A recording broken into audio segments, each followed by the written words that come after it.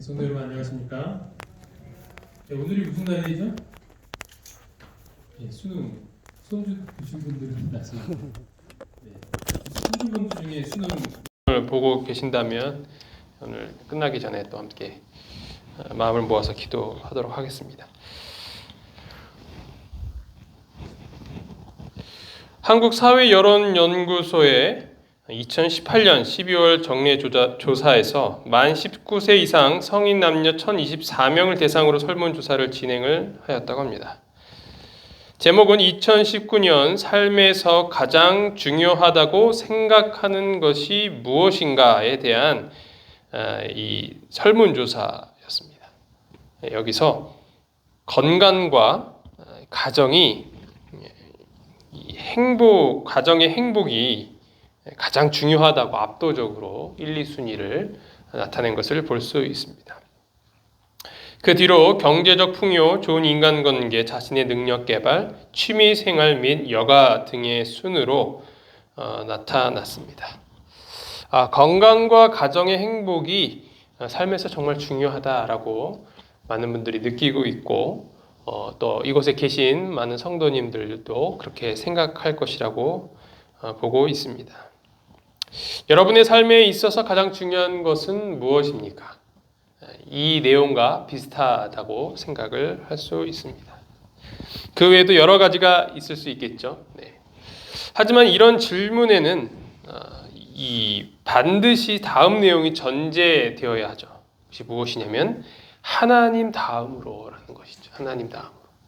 하나님 다음으로 중요한 것은 무엇인가라고 우리는 그렇게 암묵적으로 이해를 하고 있어야 됩니다. 또 센스 없게 당연히 하나님이죠 이러면 재미없죠. 분위기 이상해지죠. 그건 너무나도 당연한 거예요. 너무나도 당연한 겁니다. 하나님보다 가정이 우선될 수 없고 하나님보다 건강이 우선될 수 없고 하나님보다 경제적인 풍요가 우선될 수 없는 것입니다. 우리가 하나님을 우선순위로 둘 때 하나님께서 이 모든 것들을 우리에게 선물로 주신다는 것이죠. 만약에 이것이 바뀌게 되면 그것이 무엇이 되는 거예요? 우상이 되는 거죠. 우상이 되는 것입니다. 건강이 우상이 될 수도 있다는 생각을 해보셨습니까? 나의 가정이 우상이 될 수도 있다고 생각을 해보셨습니까? 물질적인 것이 우상이 될 수 있다는 것은 이미 생각을 해보셨을 것이라고 생각합니다.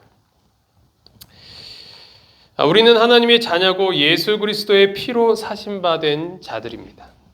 이 땅에서의 짧은 삶 동안 영원한 삶을 위하여서 무엇을 가장 중요하게 생각해야 할지는 우리는 이미 그 답을 알고 있는 것입니다. 하지만 오늘 이 시간을 통하여서 다시 우리의 마음을 정돈하기 위하여 말씀을 나누어 보도록 하겠습니다. 10계명 계명 중 두 번째 계명 출애굽기 20장 1절로 6절에 있는 말씀을 보면요. 하나님이 이 모든 말씀으로 말씀하여 이르시되 나는 너를 애굽 땅 종 되었던 집에서 인도하여 낸 내 하나님 여호와니라. 너는 나 외에는 다른 신을 내게 두지 말라. 너를 위하여 새긴 우상을 만들지 말고 또 위로 하늘에 있는 것이나 아래로 땅에 있는 것이나 땅 아래 물속에 있는 것에 어떤 형상도 만들지 말며 그것들에게 절하지 말며 그것들을 섬기지 말라. 나 내 하나님 여호와는 질투하는 하나님인즉 나를 미워하는 하는 자의 죄를 갚되 아버지로부터 아들에게로 3, 4대까지 이르게 하거니와 나를 사랑하고 내 계명을 지키는 자에게는 1000대까지 은혜를 베푸느니라. 우리가 너무나도 잘 아는 10계명의 두 번째 계명입니다. 우상을 만들지도 말고 섬기지도 말라는 말씀이죠. 우상 숭배란 우리가 방금 읽었던 내용처럼 물질적인 것이 초자연적인 어떤 존재의 힘을 가지고 있다고 생각하여 이 숭배의 대상으로 믿고 섬기는 종교적 행위를 의미합니다. 이것이 어떻게 보면 1차적인 의미라고 할 수 있는 것이죠. 하지만 2차적으로 이와 함께 하나님보다 더 사랑하고 더 높게 여기고 섬기고 즐기고 의지하는 모든 대상들도 그것이 우상이 될 수 있는 것입니다. 우리가 서두에도 말씀드렸던 것처럼 눈에 보이는 물질적인 것뿐만 아니라 어떤 추상적인 나의 개념이라든지 어떤 철학이라든지 가치라든지 이런 모든 것들이 하나님보다 우선시 될 때 그것은 우리에게 있어서 하나님 보시기에 우상이 될 수 있는 것입니다. 부저 선지자 305페이지에서는 이렇게 말하고 있습니다. 영원하시고 자존하시고 지음을 받지 않으신 분이시며 만물의 근원이시요 보존자이신 여호와께서만 최고의 존경과 경배를 받으실 자격이 있으시다. 사람은 어떤 다른 대상물에게도 그들의 애정과 봉사의 첫째 자리를 주는 것이 금지되어 있다. 하나님께 대한 우리의 사랑을 감소시키거나 마땅히 그분께 드릴 봉사에 방해가 되는 것을 우리 마음속에 품는다면 우리는 그것을 신으로 만드는 것이 된다. 참 무서운 말씀이시죠. 그렇죠? 하나님께 대한 우리의 사랑을 감소시키거나 마땅히 그분께 드릴 봉사에 방해가 되는 것을 우리 마음속에 품는다면 그것이 우상이 된다는 거예요. 우리의 마음 가운데. 하나님이 가득 차 있어야 되는데 하나님의 그 자리를 대신하여서 채우는 것, 이것이 무엇이냐면 바로 우상이 될 수 있다라는 것입니다. 시편 115편 8절에 보면 우상들을 만드는 자들과 그것을 의지하는 자들이 다 그와 같으리로다. 우상을 만드는 것뿐만 아니라 그 우상을 의지하는 것도 마찬가지다라는 것이죠. 그래서 우리가 살아가면서 무엇에 의지하고 살아가고 있는가? 누구를 신뢰하며 살아가고 있는가라는 것은 굉장히 중요한 것입니다. 나는 교회도 잘 다니고 점집에 가는 것도 아니고 불교 이런 것들은 발로 밟아본 적도 없는데 무슨 우상 숭배냐라고 할 수 있겠지만 우리의 마음 가운데 우리가 일주일 동안 살아가면서 신뢰하는 대상이 무엇인가를 생각해 본다면 우리의 삶이 이대로 진행이 되어도 괜찮을 것인가 아니면 바뀌어야 될 것인가에 대한 고민을 우리는 할 수 있어야 한다는 것입니다. 따라서 하나님 외에 다른 사람이나 일에 더 많은 애정과 열정을 쏟는 것을 좋아하지 않으십니다. 하나님만이 우상 숭배를 금하신 이유는 하나님의 백성들이 우상 숭배로 인하여서 하나님을 버리고 배도의 길로 빠지게 될까, 그것이 염려되어서 이렇게 십계명까지 만들어 놓으셨던 것입니다. 예수님도 이러한 비슷한 시험을 받으셨죠. 마귀가 또 그를 데리고 지극히 높은 산으로 가서 천하 만국과 그 영광을 보여 이르되 만일 내게 엎드려 경배하면 이 모든 것을 내게 주리라. 이에 예수께서 말씀하시되 사탄아 물러가라. 기록되었으되 주 너의 하나님께 경배하고 다만 그를 섬기라 하였느니라. 예수님도 우리와 같이 우상에 대한 시험을 받으셨죠. 그것은 이 사탄을 절한다라는 그 행위만을 이야기하는 것이 아니라 재물에 대한 우상인 것입니다. 각종 모든 영광과 천하 만국과 영광에 대한 시험이었던 것입니다.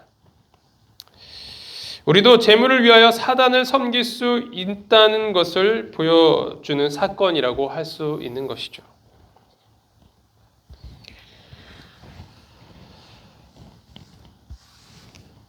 이것이 바로 우리가 정말로 조심해야 할 부분인 것입니다. 우리는 얼마나 재물과 성공과 이런 것들을 위해서 사단에게 절하면서 살아가고 있는가?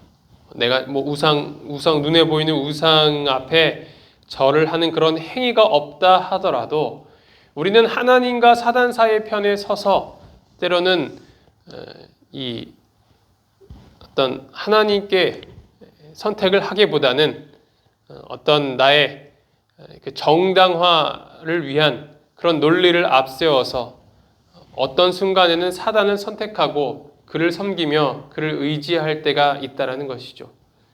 이것이 바로 우리 삶에서 가장 고민되고 괴로운 순간들이 될 수 있겠습니다. 그러나 그 순간에 우리는 누구를 섬겨야 되냐면 바로 하나님을 섬겨야 한다라는 것입니다. 사단은 자기에게 엎드려 경배하면 온 세상과 그 영광을 주겠다고 예수님을 유혹하였던 것입니다. 그때 예수님은 어떻게 이 유혹을 물리치셨습니까? 바로 기록되었으되 하나님의 말씀으로 그 모든 유혹을 물리치신 것입니다. 주 너의 하나님 외에 다른 신을 섬기지 말라는 그 말씀으로 예수님께서는 그 유혹을 떨쳐내셨던 것입니다. 우상 숭배자들은 하나님의 말씀으로 정죄를 받는다. 그들의 어리석음은 구원을 위해서 자신을 믿는 데 있고 자기 손으로 만든 작품을 경배하는 데 있다. 자신의 지혜와 계획을 믿고 의지하는 사람들, 성공하기 위하여 자신의 부와 권세를 의지하고 서서 세상이 위대하다고 부르는 사람들과 연합함으로 스스로의 힘을 강하게 해보려고 애쓰지만 하나님의 율법의 요구를 깨닫지 못하는 사람들을 하나님은 우상 숭배자들로 분류하신다. 여기 보면 자신의 지혜와 계획을 믿는 사람들도 그리고 성공하기 위하여 자신의 부와 권세를 의지하는 자들도 우상 숭배자들로 분류하신다라는 말씀을 확인할 수 있는 것입니다. 하나님의 말씀을 의지하지 않고 자신의 생각과 자신의 어떤 소위 지혜라고 자칭하는 그런 생각들을 의지하는 것도 어떻게 보면 우상 숭배에 빠질 수 있다라고 볼 수 있는 것입니다. 때로는 정말 무식하게 어쩌면 융통성 없게 하나님의 말씀대로 살아가야 하는 일이 때로는 필요합니다. 우리는 그러지 못할 때가 너무나도 많이 있습니다. 이거는 이런 뜻일 거야. 이런 상황에서는 하나님도 이해하실 거야. 라고 말하면서 그럴 때가 있죠. 그렇죠? 야, 이거는 그때 일이고 지금은 지금 일이야. 우리가 열심히 기도하면 하나님께서 들어주실 거다. 이것은 하나님의 말씀을 의지하는 것이 아니라 나의 의견을 의지하는 것이죠. 우리는 이런 것들을 참 조심해야 됩니다. 그렇다고 이것이 또 어떤 순간에는 하나님의 말씀대로 해야 될 부분이 있는데 때로는 하나님께서 세밀한 음성으로 이런 선택도 할 수 있다라는 어떤 그런 것을 보여주실 때도 있어요. 그것을 구분하기는 참 힘듭니다. 그래서 우리는 어떠한 삶을 살아야 되냐면 항상 하나님의 말씀을 들을 준비가 되어 있는 그 상태가 되어야 되는 거예요. 그렇죠? 그래서 이것이 정말 하나님의 뜻인지 아닌지 잘 모르겠는데 맞을 수 있겠다라는 어느 정도의 짐작과 확신이 그저 내 생각이 아니라 그동안 하나님과 쭉 함께 해오면서 들었던 하나님의 음성을 들을 수 있는 그런 연습의 기간이 되었기 때문에 우리가 하는 모든 선택 가운데 하나님께서 함께 하실 것이라는 믿음이 더 강력하게 작용을 해야 하는 것입니다. 이 부분이 좀 어렵습니다. 그래서 우리는 이렇게 매일 하나님의 말씀을 듣고 기도하는 삶을 살아야 해요. 그때 우리가 하는 모든 선택 가운데 하나님께서 함께 해주실 것이다라는 믿음과 신뢰 또한 이루어진다면 어떤 것이 하나님께서 원하시는 선택인지를 우리는 구분할 수 있게 되는 것입니다. 따라서 때로 우리가 정말 하나님의 말씀대로 내가 이 원칙을 고수하면서 살아가고 있는가에 대한 심각한 고민을 해봐야 할 것입니다. 우리는 다른 것에 의지하지 않고 하나님을 의지하는 삶을 살아야 하는 것입니다. 때로는 약에 의지하지 않고 어떤 의사 선생님께 의지하지 않고 하나님을 의지하는 그런 삶을 살아야 돼요. 오해는 하지 마세요. 약을 먹지 말라는 얘기 아닙니다. 뭐 항암을 받지 말라 얘기야. 그런 얘기가 아닙니다. 그 모든 것을 통해서 하나님을 의지해야 된다는 거예요. 예, 항암을 받더라도 하나님께서 이것을 통하여서 나와 함께 하시고 그 치료의 역사가 일어나게 해달라고 기도하는 그것이 되어야 된다는 것입니다. 이 약을 먹으면서 이 약이 내 몸에 들어와서 어떤 부분은 해로울 수도 있겠지만 그것을 모두 선으로 이끌어 주실 하나님을 의지하는 그 태도가 중요하다라는 거예요. 자연 치유는 선이고 항암은 악이고 이렇게 이분법적으로 가서는 안 됩니다. 때로는 우리가 삶에 있어서 정말 중요한 것은 어떠한 도구를 선택하느냐가 아니라 어떠한 것을 선택하든지 상관없이 언제나 하나님을 의지하는 삶이 그런 태도가 중요하다는 거예요. 네, 이것이 참 중요합니다. 그래서 우리는 때로는 하나님보다 그런 방법론적인 것이 우상이 될 때가 있어요. 네, 예를 들어 볼까요? 채식이 채식 생활이 우상숭배가 될 수도 있어요. 이건 무서운 이야기입니다. 그렇다 채식을 정죄하는 것이 아닙니다. 저도 채식을 하지만 이 채식을 하면서 고기 먹는 사람들을 정죄하면 그럼 뭐가 되는 거예요? 이거는 잘못된 거예요. 예, 이거는 정말 하나님이 원하시는 것이 아닙니다. 이 채식주의가 우상이 될 수 있어요. 예, 우리는 이것을 조심해야 됩니다. 자연 치유 안 하면 무슨 저기 당장에라도 지옥에 내려갈 것처럼 그렇게 여기시는 분들이 계시는데 그렇지 않습니다. 어떤 방법을 선택을 하든지 하나님의 뜻이 무엇인지 하나님을 의지하는 삶이 중요하다는 것이죠. 그렇게 하기 위해서 이 자연 치유가 더 효과적이기 때문에 그렇게 해야 하나님을 더 의지할 수 있기 때문에 그렇게 하도록 하나님께서 어쩌면 우리에게 그런 수많은 기별을 주신 것이다라고 생각할 수 있겠지만 어떤 그런 이 겉면의 말씀 자체만을 너무 의지하여서 거기에 편협한 그런 생각에 빠져서는 안 된다는 것을 우리는 기억을 해야 됩니다. 죄송합니다. 제가 또 오해를 일으킬 만한 발언들을 많이 했는데 제가 말씀드리는 것이 무엇인지 좀 그것을 알아주셨으면 좋겠어요. 네. 자연 치유면 병원이 있으면 안 되죠. 그렇죠? 다 하나님을 얼마나 우리가 의지하면서 살아가느냐 이라는 거예요.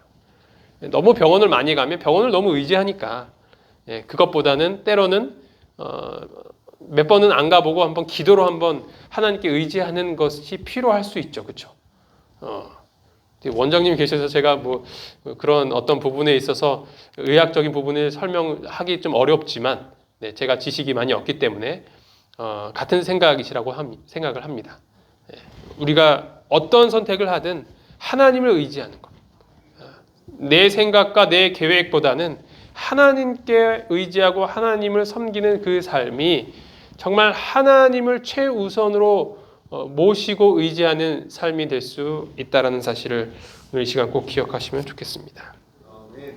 교회 중원 6권 10페이지에서는 이렇게 이야기를 하고 있습니다.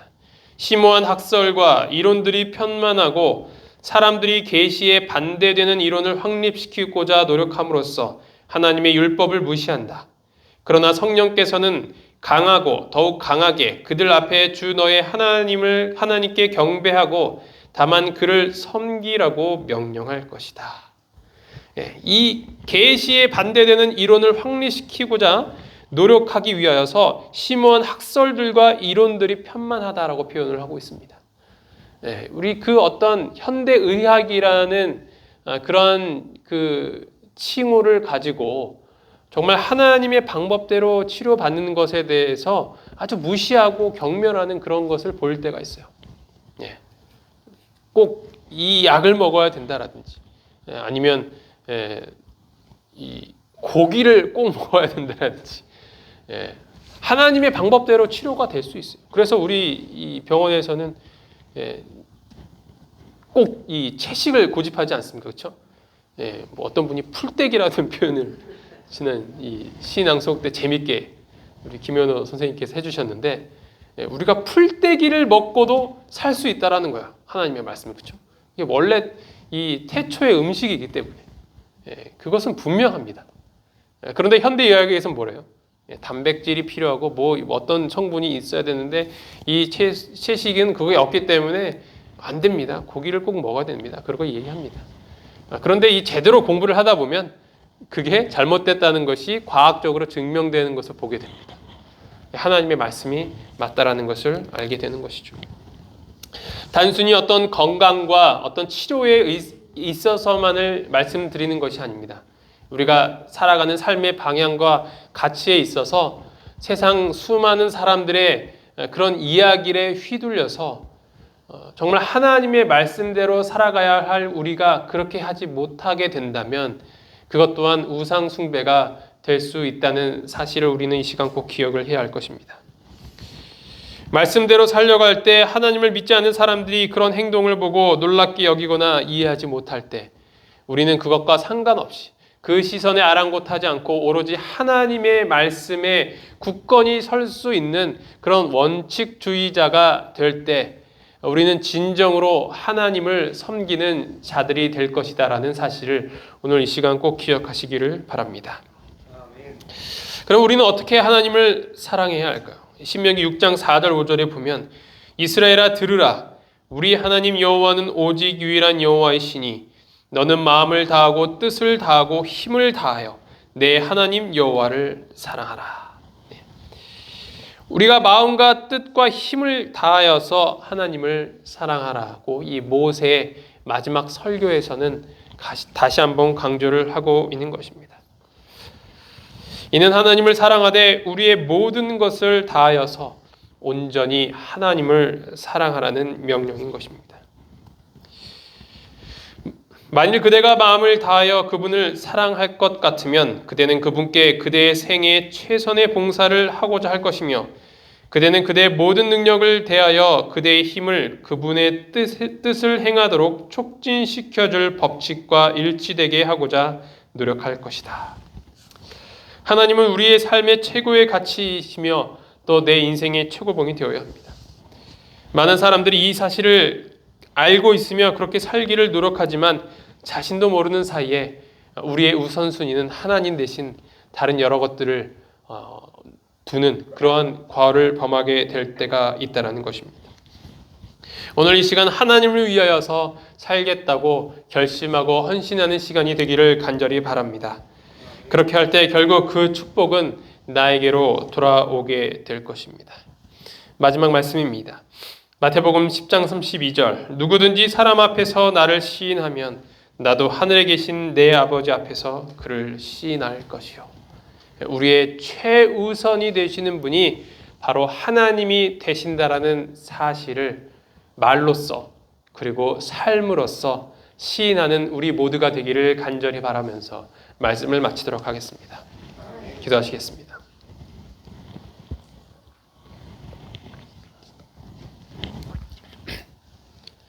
하늘에 계신 하나님 아버지, 오늘 저희가 다시 우리의 우선순위가 무엇이 되어야 하는지에 대해서 깨닫게 하여 주심에 참으로 감사합니다. 아버지의 자리를 대신하는 것들이 많이 있지 않았습니까? 아버지, 저희가 그 모든 것들을 지금이라도 당장 부시고 그 자리에 하나님을 모실 수 있도록 도와주시옵소서. 저희가 그동안 하나님 외에 다른 우리의 모든 생각들까지도 우리의 가치관, 그 모든 것들을 주님보다 더 높이 들어 올린 적이 있다면 주님 저희를 용서하여 주시고 그러한 모든 것들이 거짓이라고 말씀하시는 하나님의 말씀을 의지하는 자들이 될 수 있도록 인도하여 주시옵소서. 그래서 오직 하나님만 섬기는 삶을 살게 하여 주시옵소서. 아버지 또한 오늘은 수능 시험을 보는 날입니다. 코로나19로 인하여서 여러 가지로 더 힘들었던 올 한 해 우리 모든 수험생들이 이것을 잘 마무리하여 그들이 정말 행복한 삶을 살 수 있도록 도와주시옵소서. 이곳에도 우리 손주를 둔 또 할머니, 할아버지들이 있을 거라고 생각을 합니다. 그 손주들을 위하여서 기도하오니 할머니와 할아버지의 기도로서 그들이 정말 최고의 컨디션과 그런 준비 상태로 시험을 만족하며 치를 수 있도록 도와주시옵소서. 혹시 이것으로 인하여서 상처받는 일들이 없을 수 있도록 도와주시고 우리의 삶에 시험이 결코 다가 아니고 영원한 삶이 주님의 약속하신 나라가 있다는 것을 깨달을 수 있도록, 그래서 이 모든 고난과 시련을 이겨낼 수 있도록 주님께서 인도하여 주시옵소서. 이 모든 말씀 예수 그리스도의 이름으로 간절히 기도합니다. 아멘.